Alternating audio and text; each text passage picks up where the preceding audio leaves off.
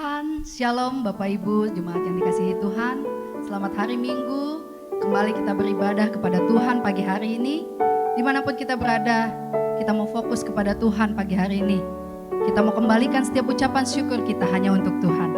Mari kita tundukkan kepala, kita berdoa. Terima kasih Bapa yang baik, kami bersyukur Tuhan untuk kasih setiamu yang tidak pernah habis dalam hidup kami.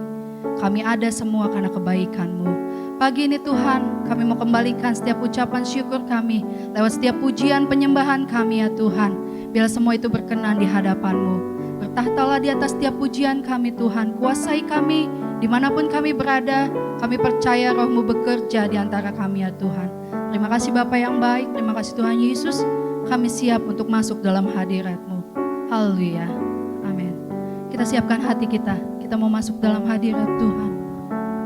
Terima kasih Tuhan, Kau-lah yang setia dalam hidup kami Tuhan. Kasih setiamu tidak pernah habis Tuhan. Terima kasih Bapa. Haleluya Yesus. Terima kasih Tuhan. Katakan Bapa Kau setia, Bapa Kau mulia.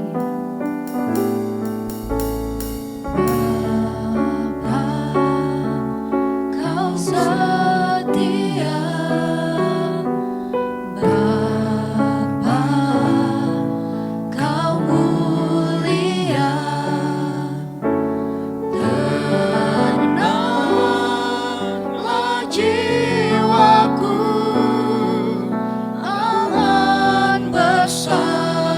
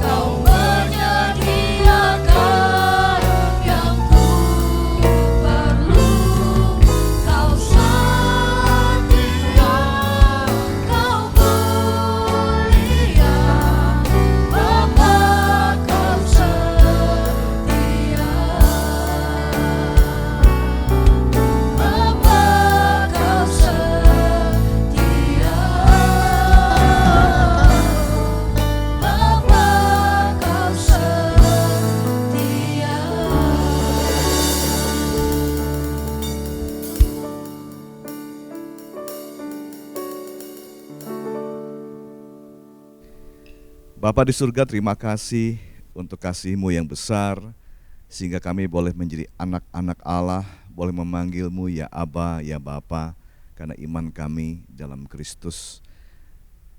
Tuhan, sebentar kami mau mendengar firman Tuhan, kiranya Roh-Mu mengajari kami, buat kami mengerti, buat kami hidup Tuhan, menyenangkan hati-Mu, kami semua Tuhan boleh berkenan padamu. Dalam nama Tuhan Yesus, amin. Shalom saudaraku, kita akan belajar firman Tuhan kembali. Hari ini kita akan belajar dari Roma 14 ayat 7-8. Mari kita baca kitab Roma pasal 14 ayat 7 sampai ayat yang ke-8.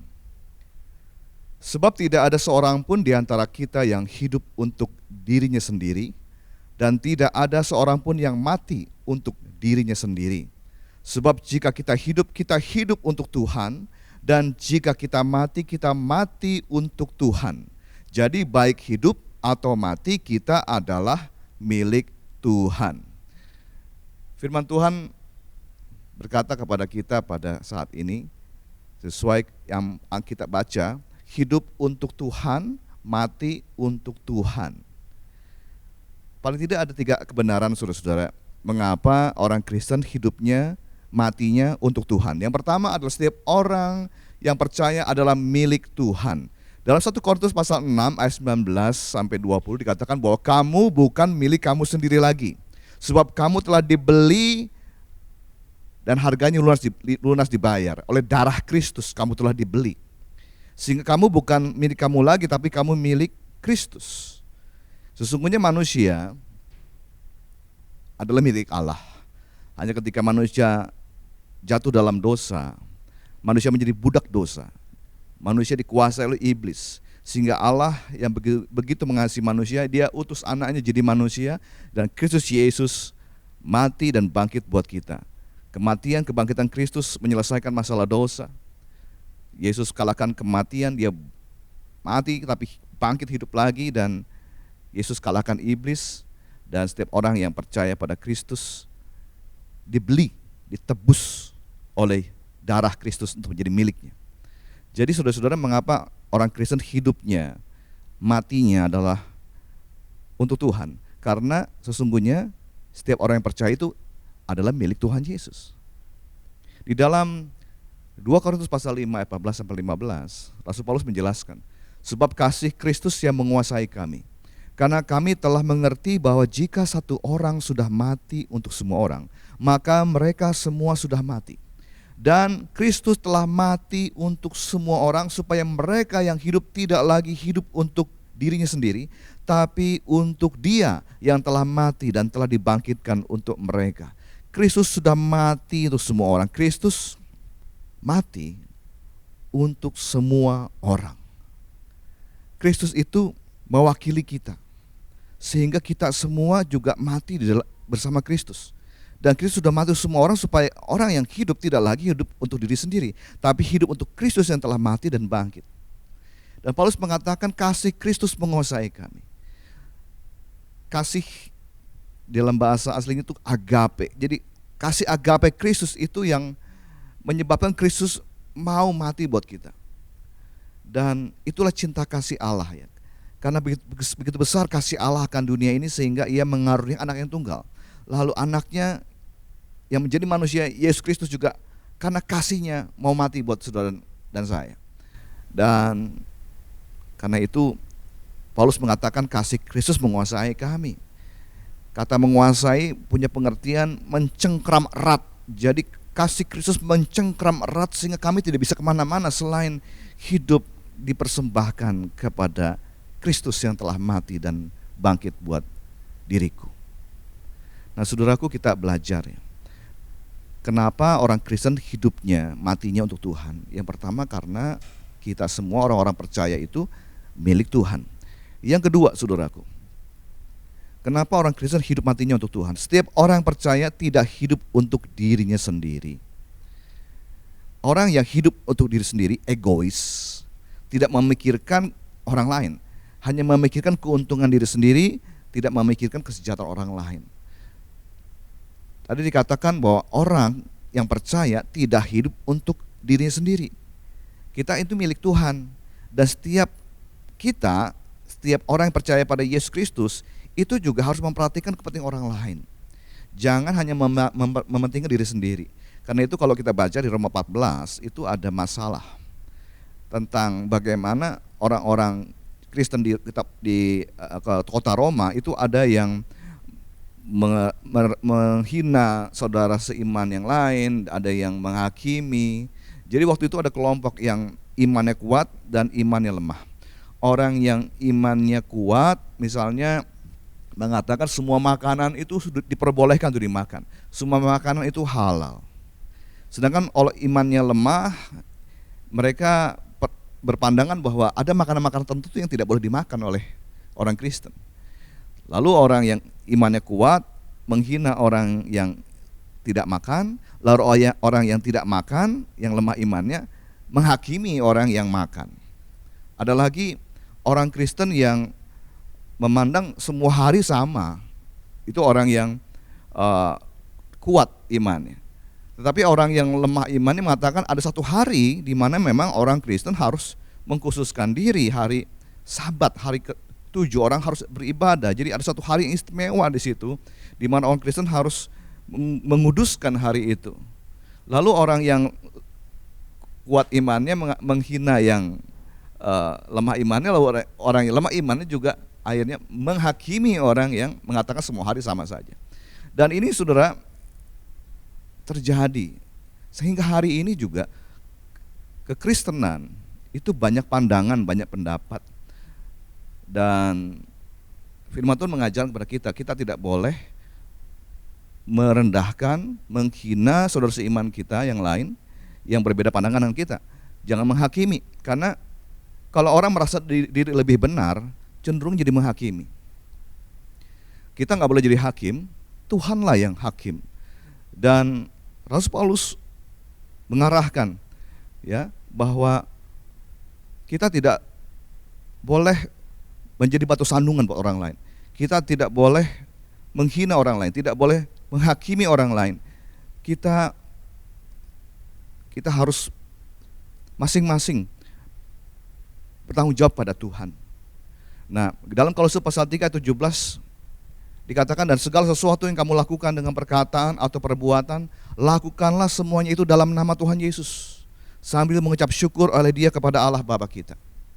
Lalu dalam Galatia 6 ayat 4-5 dikatakan, baiklah tiap-tiap orang menguji pekerjaan sendiri, maka ia boleh bermegah melihat keadaannya sendiri dan bukan melihat keadaan orang lain, sebab tiap-tiap orang akan memikul tanggungannya sendiri.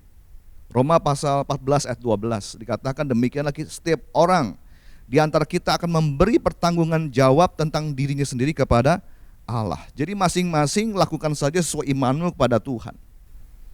Dan tidak perlu engkau merendahkan, menghina, menghakimi orang lain yang berbeda pandangan dengan dirimu.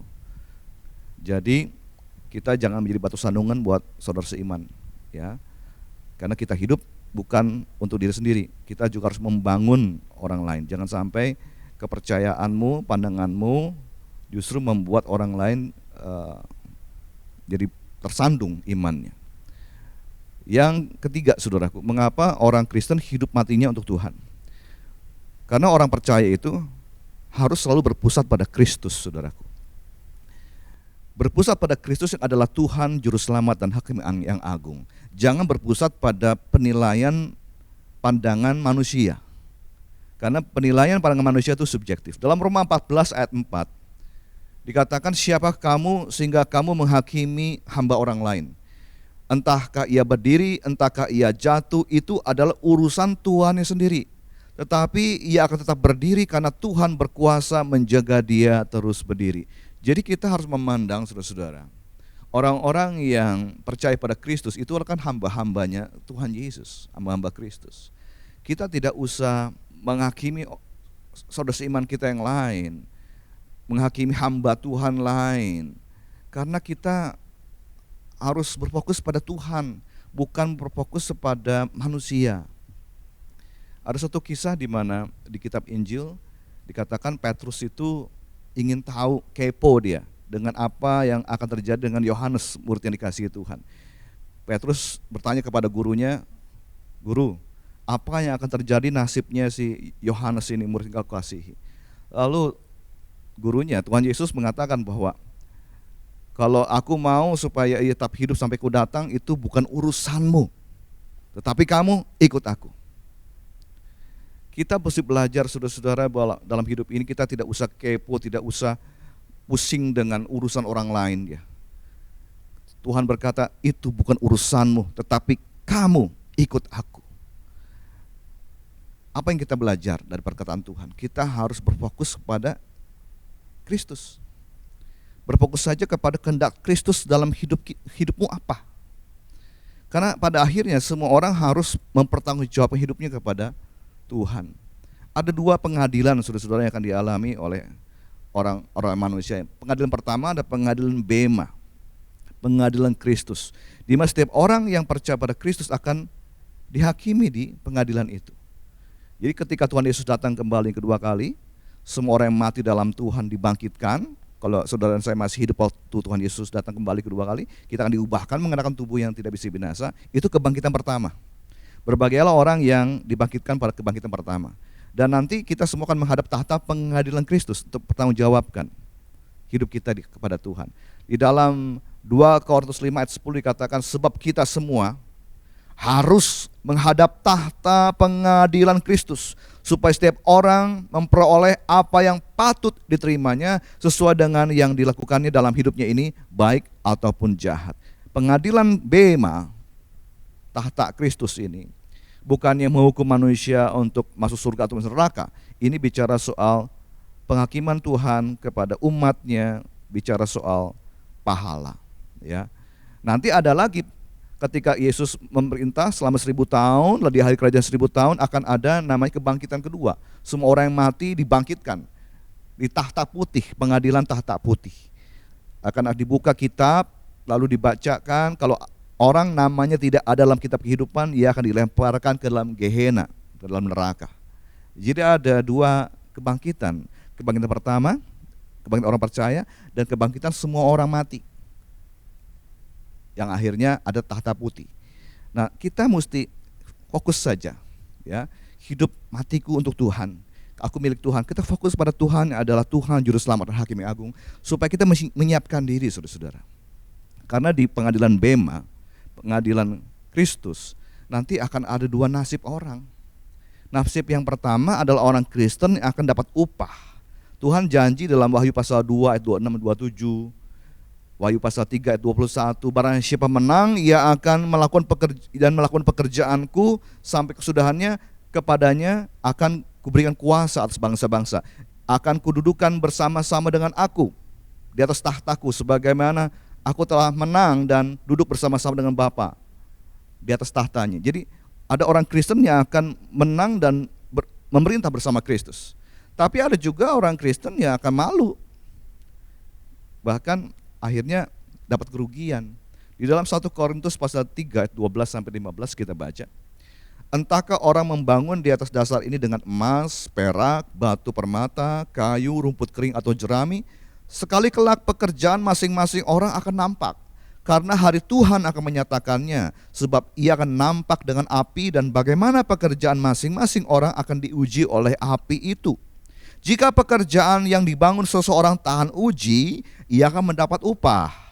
Jika pekerjaannya terbakar, ia akan menderita kerugian, tapi ia sendiri akan diselamatkan, tetapi seperti dari dalam api. Kalau diselamatkan dari dalam api, ya gosong, udah kebakar, akan menderita kerugian. Jadi akan ada orang-orang Kristen yang akan menderita kerugian, akan malu nanti ketika Yesus datang kembali kedua kali. Karena itu mari saudara-saudara kita belajar untuk memfokuskan diri kita, hidup kita kepada Kristus saja, ya. Yang lain yang bukan urusanmu jangan diurus. Kata Tuhan Yesus, itu bukan urusanmu, tapi kamu ikut aku. Kita belajar untuk memperhatikan apa kehendak Tuhan dalam hidupku. Bagaimana aku bisa berkenan pada Tuhan. Apa yang harus kulakukan untuk melakukan kehendak Allah. Ayat terakhir saudara kita baca dalam 1 Yohanes 2 ayat 28.